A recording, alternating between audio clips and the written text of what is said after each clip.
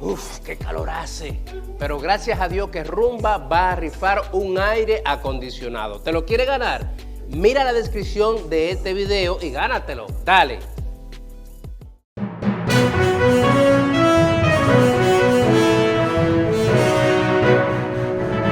Rumbo de la mañana, cuando son las 8:23 de la mañana, y recibimos un invitado muy especial para nosotros. Se trata de don Rolando Guzmán, economista y académico, es rector de INTEC.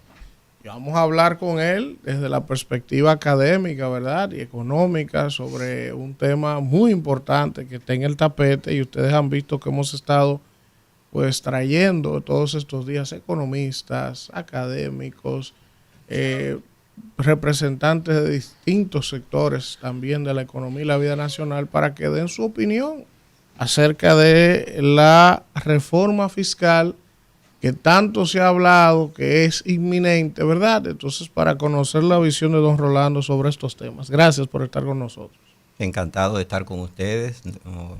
Es difícil pensar una mejor manera de comenzar el día. Gracias, realmente gracias. Muy contento.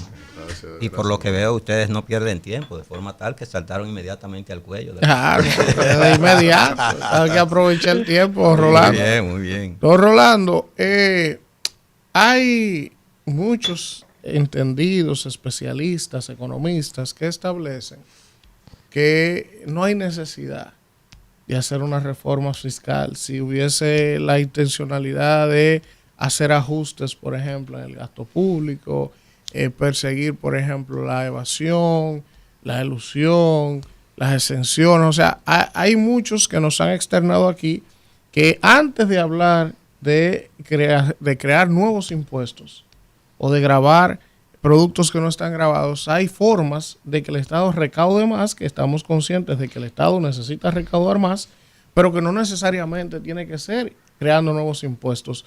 ¿Cuál es la visión de ustedes como universidad, y si tienen algún planteamiento específico sobre el tema? Bueno, muchas gracias por la pregunta. Yo voy a hablar a título personal. Perfecto. No de la universidad. De la universidad. Perfecto. Pero le puedo dar la tarjeta del nuevo rector para que ustedes conversen con él en caso de que lo crean necesario. Yo pienso que todos estamos de acuerdo en que es necesaria una reforma fiscal. Y uso la palabra fiscal en lugar de la palabra tributaria. Una reforma fiscal, de hecho, es un mandato de una ley, que es la Ley de la Estrategia Nacional de Desarrollo, que está todavía pendiente de cumplimiento. Y yo creo que es difícil que una persona que mire el panorama económico de la República Dominicana piense que no es necesaria una reforma fiscal. Lo que podemos tener diferencia es en la modalidad que esa reforma fiscal debe tener, su alcance, su orientación. En ese sentido, yo medio coincido con algunos de los planteamientos que señalaste, en el sentido de que la tendencia usual en procesos como esto es saltar inmediatamente a aumentos de tasas en la tributación. Y yo creo que ese sería un camino equivocado en las circunstancias actuales. Cuando se mira la situación de la economía dominicana en comparación con la mayoría de los países o la totalidad de los países de la región de América Latina, uno nota que nuestros problemas no son las tasas bajas. Nosotros tenemos tasas iguales o superiores a los demás países en la mayoría de los pilares tributarios. Entiéndase por esto el impuesto al valor agregado, que es nuestro ITEVI, el impuesto sobre la renta a las empresas, el impuesto sobre la renta a las personas. En todos esos casos nosotros tenemos tasas similares a los demás países de América Latina. Sin embargo, no somos capaces de traducir estas tasas legales o nominales a una tasa de recaudación efectiva. Y entonces tenemos una recaudación que representa alrededor de 14% del Producto Interno Bruto, cuando en promedio los países de América Latina que tienen estructuras económicas similares a las nuestras tienen una recaudación cercana al 20%.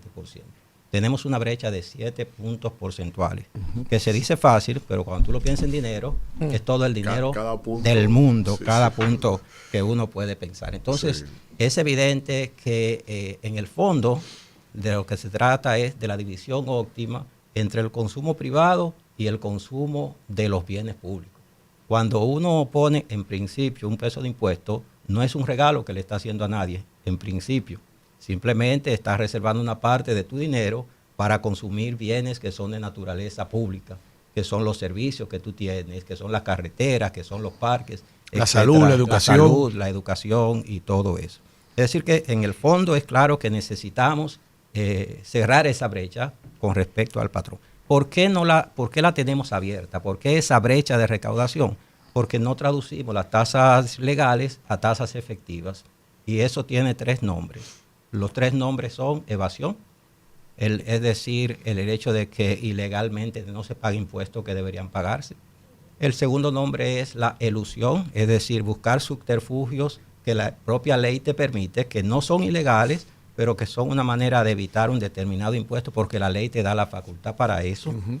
Eso es una segunda brecha importante que tenemos que cubrir. Y en tercer lugar, exenciones. Es decir, que voluntariamente se renuncia a los impuestos que determinado sector o determinada persona debía pagar para cumplir con la norma tributaria. Yo creo que cerrando esas 3 brechas se logra en un horizonte de tiempo de 5 o 6 años llegar a los patrones que predominan en América Latina y el Caribe sin necesidad de depender predominantemente de aumentar las tasas.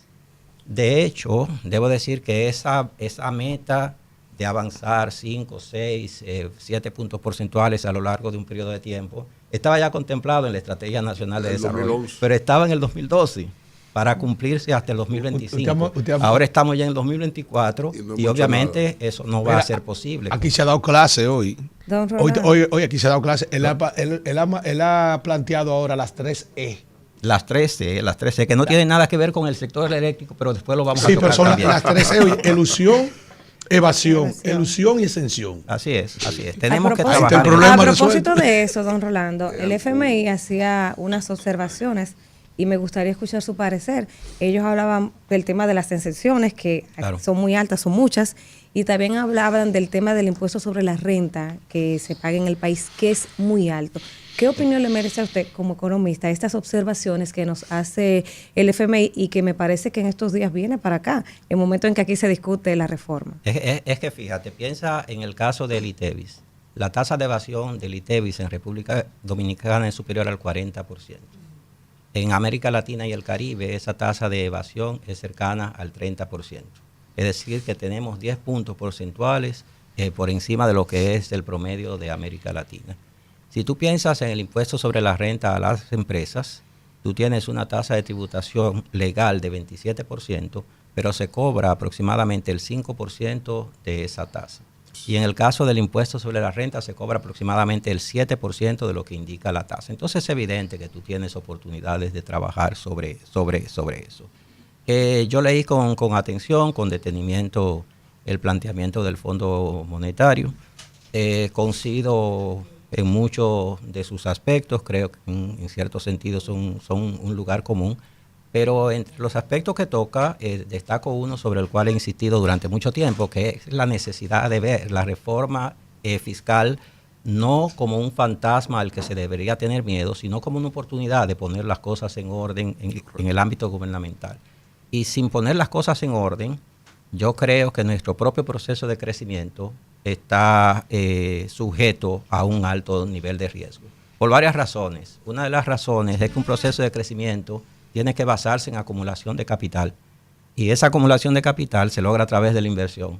Y la inversión necesariamente requiere una inversión pública para complementar la inversión privada. En los actuales momentos, la inversión pública del país es 2% del Producto Interno Bruto. Es una fracción, es menos de la mitad de lo que tradicionalmente ha sido la inversión del sector público. ¿De dónde va a salir ese dinero? Es evidente que se requiere modificar nuestra estructura de recaudación.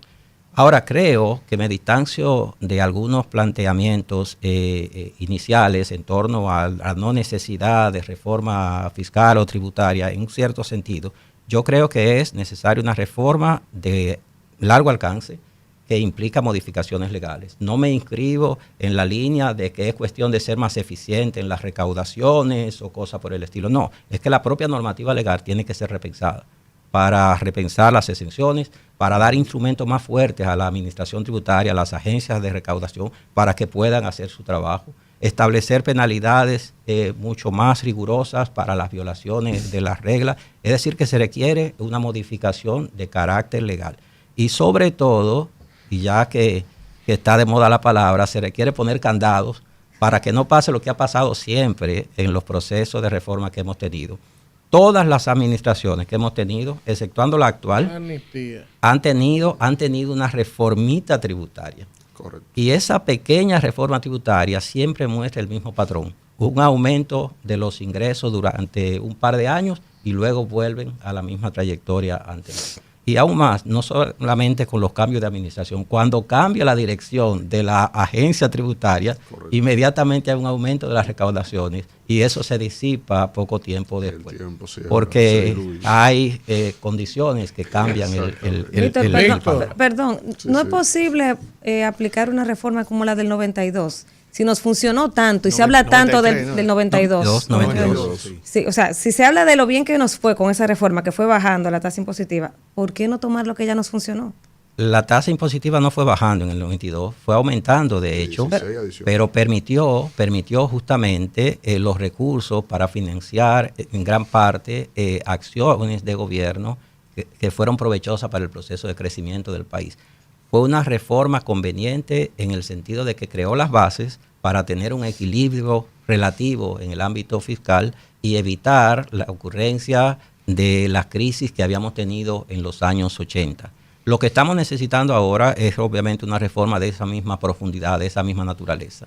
Y nos estamos centrando en el lado tributario, nos estamos centrando en ese aspecto, pero yo insisto que tenemos que pensar en qué hacer para que lo recaudado vaya a donde tiene que ir. Y donde tiene que ir, a mi juicio, son tres fines. Una parte inevitable, ineludible, que es lo que a la mayoría de las personas le preocupa, es el tema de cerrar el déficit que actualmente tenemos. Perfecto, ese es uno de los usos. Pero también tiene que servir para financiar mayor inversión, como acabo de decir. Y también tiene que servir para mejores servicios públicos a beneficio de la ciudadanía. Es decir, que yo insisto en que hay que pensar en la integralidad de la reforma, y la palabra integral no debe ser un cliché que no significa nada. Significa cosas muy concretas que hay que discutir. Don Rolando, un privilegio tenerle. Y gracias. Estamos, como dice Alfredo, tomando apuntes. Debo advertir que al final hay un examen. Al final estamos en clase hoy. Yo no escuché. Bueno, profesor, mire, hay el modelo de desarrollo nuestro. Está bien que uno discuta sobre reforma fiscal, pero también hay un entorno con respecto a la competitividad de la economía. Y yo escucho muy pocas cosas en función a cómo repensar el modelo. Por ejemplo, en la vinculación académica, de las dinámicas que aportan al Producto Interno Bruto de la economía, de nuestros ingresos, las universidades estamos totalmente divorciadas. Por ejemplo, minería. En minería solo INTEC, valga la cuña, tiene ingeniería en minas. Nadie más. Turismo, aquí lo que se da es alimento y bebida y mercadeo, marketing, pero planificación territorial, impacto medioambiental, visión de desarrollo turístico, nadie tiene esa tesitura, esa tendencia. Es decir, estamos divorciados en cuanto a los efectos que necesita nuestro país para ser competitivo. Tenemos Costa Rica, tenemos Colombia, tenemos Panamá, que van al acecho económicamente, y nosotros no miramos el nearshoring, no miramos ninguna tendencia para hablarlo ahora en medio de un modelo competitivo de la economía. ¿Qué hacer? Creo que tu pregunta es realmente brillante y toca un tema fundamental y nos saca del ámbito fiscal, tributario, para pensar en otros temas. Entonces, es evidente que lo fiscal es solamente un punto dentro de una cadena de reformas que hay que hacer en nuestro país. Y una de esas reformas es la reforma en el ámbito educativo, a todos los niveles. Señalas evidentemente la contribución de las universidades, pero se trata de la educación en sentido general, para que eso sea un componente de crecimiento personal y de competitividad para la República Dominicana. Yo dije que el crecimiento se basa en capital, en inversión, etcétera, pero también se basa en innovaciones, en ideas, en la manera de hacer las cosas. Y nosotros, a lo largo del tiempo, la contribución de ese componente ha sido relativamente muy limitado. Nosotros hemos crecido porque hemos ahorrado y porque hemos metido en inversión y en capital. Pero la parte de innovación prácticamente se ha mantenido estancada. Eso significa que debemos repensarlo. Hay esfuerzos en ese sentido y lo ha habido a lo largo del tiempo, pero yo debo admitir que no ha dado los resultados que uno quisiera. Ahora mismo, por ejemplo, hay toda una estrategia de competitividad que se está impulsando desde el Consejo Nacional de Competitividad. Se acaba de aprobar recientemente una estrategia nacional de innovación, se ha aprobado una estrategia nacional de inteligencia artificial. Todo eso son componentes importantes de repensar para salir de la economía convencional con los sectores tradicionales que han sido muy útiles, turismo, zona franca, sector industrial convencional, pero que necesitamos mucho más. Y como tú dices, la educación y las universidades en particular tienen que tener un papel. Tú comparabas con Costa Rica o cosas por el estilo. Sí. Doy un dato simplemente en términos de producción científica. Tú tomas la producción científica de las universidades dominicanas durante los últimos 10 años y representan 1/3 de lo que ha producido Costa Rica. Y Costa Rica tiene 1/3 de nuestra población. ¿Qué te parece? Y lo mismo pasa con respecto a Panamá. Eso es inaceptable realmente. Así es. Y obviamente estamos en algunas universidades abordando profundamente ese tema. Yo creo que se ha avanzado muchísimo. Yo creo que la universidad de la que formo parte como profesor ha hecho contribuciones en ese sentido, pero necesitamos muchísimo más todavía. Y necesitamos pensar el conjunto. Yo creo que estamos en el momento en que hay que redefinir la trayectoria de República Dominicana para los próximos años. Una reflexión en ese sentido se hizo con la Estrategia Nacional de Desarrollo, pero tenemos ya 12 años. Tenemos ya 12 años y la estrategia está prácticamente venciendo. Y mucho de lo que estaba en la estrategia nunca se concretó. Consecuentemente, esta es una oportunidad para ahora volver a los objetivos del milenio y los objetivos de desarrollo sostenible. Pero un puntico ahí, y perdonen mis compañeros, pero por ejemplo, ¿por qué en términos de tributo un organismo internacional acreditado en la República Dominicana no paga impuestos y las universidades sí? Es decir, una universidad para ser competitiva e innovadora trae un docente al país para intercambio, movilidad académica. Y ese docente, y ese ticket aéreo, tú pagas los impuestos. Esa habitación de hotel paga los impuestos, pero el organismo internacional que viene a acribillarnos no paga impuestos. Se lo exonera. Entonces, ¿cuál es la prioridad? Yo creo que la prioridad tiene que ser todo aquello que contribuya a creación de conocimiento para la sociedad dominicana, todo aquello que contribuya a crear empleo, todo aquello que contribuya a mejorar salarios, que es un punto pendiente que tenemos. Y precisamente la integralidad de una reforma fiscal tiene que pensar en los incentivos adecuados a los distintos sectores. No obstante, quisiera que no se interprete mi intervención como una abogacía a favor de determinado sector, porque no es mi papel en esta conversación con ustedes. Eso lo puedo hacer fuera de este contexto. Pero sí creo, tomo de tu palabra el punto central de que hay que repensar toda la estructura de incentivos que hay. ¿A quién es que realmente hay que incentivar y a quién ya no se requiere incentivar? Eso es parte de lo que está pendiente en la discusión. Alfredo. Don Rolando, usted sabe que cuando figuras como usted acompañan a uno en esta vorágine de los medios de comunicación. Qué miedo me da esa introducción. Este tropicalismo dominicano nos obliga a comportarnos a la altura de su presencia aquí. Sí, claro. Sí, pues yo tengo que manifestarlo. O sea, yo trabajé una vez para una institución que tiene que ver con lo que es el programa de formación continua de los docentes del sistema educativo, que es INAFOCAN. Claro. Y yo tuve la oportunidad mucho de interactuar con las universidades y con Interno fue la excepción. Y yo me admiraba del talento de este hombre. De la manera en que este hombre era el rector de una de las principales. Oye, si está en el ranking latino, está ella, la universidad. La mejor universidad del país, no hay otra. Eso yo se lo agradezco a usted, porque yo soy devoto de la formación. Ahora viene el dardo. Vamos. No, mire, don Rolando, nosotros estamos buscando fórmulas, nosotros estamos de cara a una reforma fiscal. El presidente habla de más de 16 reformas o 12 reformas. Ahora bien, mi pregunta al profesional, el tamaño del Estado,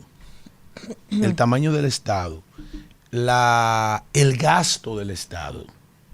Nosotros hablamos de las 3 E, de la evasión, de la elusión y de las exenciones, buscando una fórmula por ahí. Ahora, el tamaño del Estado y la eficiencia del Estado. Porque, por ejemplo, hace 4 años, el gobierno pasado le dejó la reducción del déficit eléctrico, se lo dejó en unos 250 millones de dólares como subsidio. Y esta administración le ha cargado a este país en 1.500 millones de dólares, una cifra astronómica. Entonces, y por ahí no podemos revisarnos cómo está, porque pero nosotros nada más le vamos a dar nada más dinero, vamos a buscarle dinero en una reforma porque se necesita más recursos, pero ¿y el Estado? Imposible, es que no se trata de regalar dinero a nadie, y en particular no se trata de regalar dinero al Estado si ese dinero no me va a ser devuelto en forma de bienes y de servicios. O sea, definitivamente, el tema del gasto es parte de la ecuación. Las ineficiencias en el gobierno dominicano son tan evidentes que yo no quisiera gastar demasiado tiempo abordándolas porque se caen de la mata, para decirlo en lenguaje llano. Y en particular el tema eléctrico es una de las vergüenzas nacionales. O sea, realmente es inconcebible que con todos los esfuerzos, discusiones, etcétera, que llevaron al pacto eléctrico, todavía tengamos la situación que tenemos, que en parte se debe justamente a que no se han hecho inversiones que tendrían que haberse hecho para mejorar y reducir las pérdidas del sector. Es decir, que es indiscutible que la calidad del gasto es muy pobre, así lo indican todos los informes. Sí, es un gasto además mal orientado. En particular, se gasta mucho en lo que no debería gastarse, se gasta muy poco en donde debería gastarse, se invierte poco y se tiene mucho gasto corriente. Para colmo, tenemos la situación de que una gran parte se va a pago de deuda como consecuencia de déficits anteriores, entonces parte también del problema, y además tiene una rigidez enorme. Un porcentaje altísimo del gasto está ya predestinado a fines que no necesariamente son los más pertinentes. Y en cambio, tú sales por una calle y te encuentras con una calle llena de basura porque parece no haber recursos para fines tan elementales como eso, o no dedicarse lo suficiente a fines como ese, que es parte también de la relación municipio-gobierno central que tiene que ser repensado. Yo sería opuesto a dar un centavo adicional para fines de recaudación si eso no va acompañado de compromisos firmes, fehacientes, creíbles, ineludibles, irreversibles, que lleven a una mejora en la calidad del gasto público. De lo contrario es realmente regalar el dinero, y eso no creo que se trate. En esa misma tesitura, usted acaba de explicarlo brillantemente, el gasto público, una demostración de responsabilidad, ¿verdad? Tú no estás pidiendo que nos rasguemos la vestidura todos, pero debemos ser todos, ¿verdad? Y en el todos me incluyo a mí mismo. ¿Verdad? Todos. Entonces, ¿qué es lo que uno observa con cierto escepticismo? Instituciones del transporte, 8 instituciones del transporte hay. Instituciones, Instituto de la Aguja, Instituto de que Instituto del Coco, Instituto de... Y eso es gasto, y gasto. Pero además, y ahí cierro la pregunta para que usted me plantee lo siguiente. Yo decía ahorita aquí, lo he dicho varias veces, no tenemos nada con relación a los vecinos. 15,000 millones de pesos en atenciones a indocumentados haitianos estimados al año, ¿verdad? Se gastan, creo, si no me equivoco, 60,000 millones de pesos al año en accidentes traumatológicos, en lo que el Estado gasta teniendo clavos, asuntos en los hospitales por la cantidad de accidentes que hay.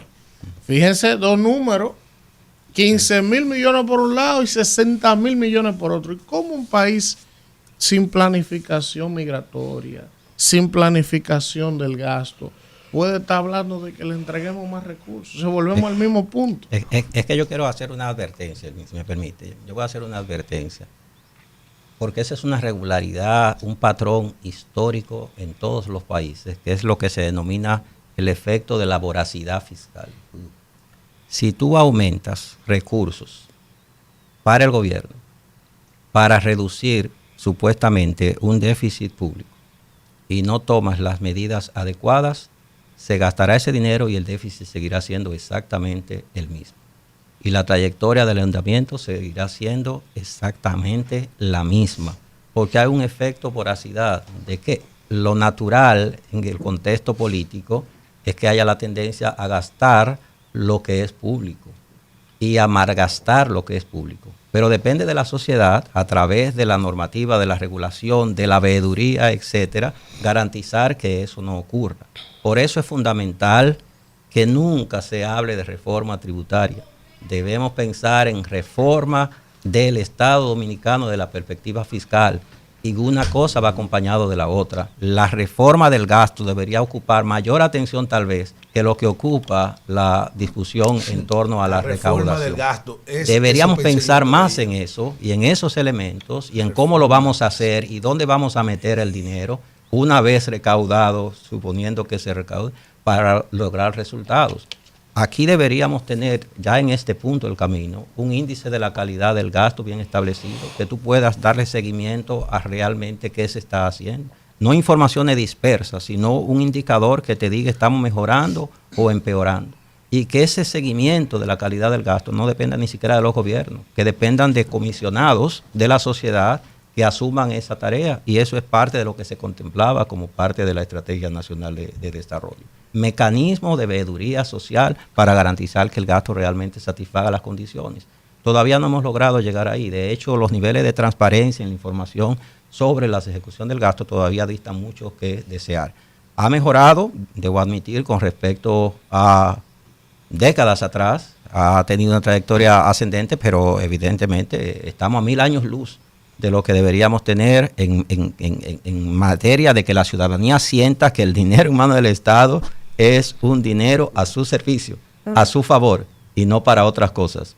¿A quién le vamos a sacar el dinero de la reforma? Porque todos los sectores han salido a gritar, los hoteleros, lo del robo. Claro. Todo el mundo está gritando, entonces uno dice, pero ¿y de dónde que lo vamos a sacar? Claramente. Lo que sabemos es que si va a salir de algún lado tiene que ser de nosotros y no podemos pedirlo de otro lado. Entonces yo creo que se requiere mucha fortaleza y determinación política para hacer una reforma que valga la pena. Porque es evidente que los impuestos, como la palabra lo indica, son imposición que a nadie les gusta. Y por eso las discusiones en torno a la reforma tributaria son reformas y discusiones que duran muchísimo. Hay un caso emblemático de Australia, de una reforma tributaria que se comenzó a discutir a fines de los años 70, que finalmente se nombró una comisión, la comisión de un resultado, y se llegó a conclusión en los años 90 y se aprobó cerca del año 2000. O sea que 30 años. Que tuvieron cerca de 30 años discutiendo la reforma tributaria porque... Un verdadero país. Yo me imagino que cuando se llegó a un acuerdo ya estaba obsoleto, todo había que empezar de nuevo la discusión. Ya el mundo era otro y poco después había que comenzar a pensar la reforma tributaria, la reforma fiscal después de la reforma fiscal. Es decir, que son procesos difíciles. Si no hay una determinación política, si no hay la visión de que realmente se tiene que transformar la forma de manejar el Estado a través de los recursos públicos, seguiremos en la misma, hasta que la realidad nos obligue a adoptar otra forma. Y la forma en que la realidad nos podría obligar es a través de una crisis fiscal que evidentemente si no hay reforma va a venir. O sea, lo que estamos previendo es la forma de evitar tener que hacer las reformas de mala manera cuando sea indispensable, como tuvimos que hacerla en los 80, porque 84. Lo del 84 fue una cuestión traumática. Lo del 92 fue el resultado de una situación traumática. Lo que quisiéramos es tener una reforma ahora que prevea eso y que no sea la reacción a una crisis como la que eventualmente tendríamos si no se adaptan las medidas.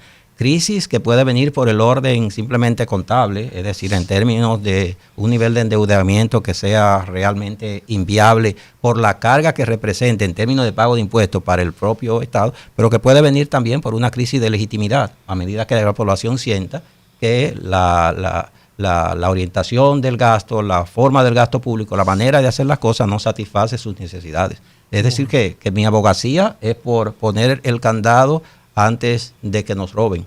como sociedad. Agradecer a don Rolando Guzmán, economista, académico y por esta cátedra de economía de la mañana de hoy. Yo digo que si el equipo económico del gobierno, alguien en el equipo económico, como le dan seguimiento a este programa, con la cátedra que nos ha dado el profesor hoy, una que nos dio el otro profesor Jaime Ariti hace unos días, podrían hacerse algunos aportes. Entonces, déjeme preguntarle a usted. Déjeme preguntarle a usted algo que le pregunté a Jaime. ¿Y a usted no lo invita, un profesor, a las discusiones del pacto, del gobierno? ¿No lo invita? La academia lo tiene ocupado. No, porque se supone que el gobierno a la discusión debe traer académicos. No lo invita. De hecho, me invitaron para hoy, pero les dije que ya estaba ocupado con ustedes. O sea, ¡qué barbaridad! Pues mandémosle la entrevista para que cojan los apuntes de ahí. ¡Vamos, Isidro!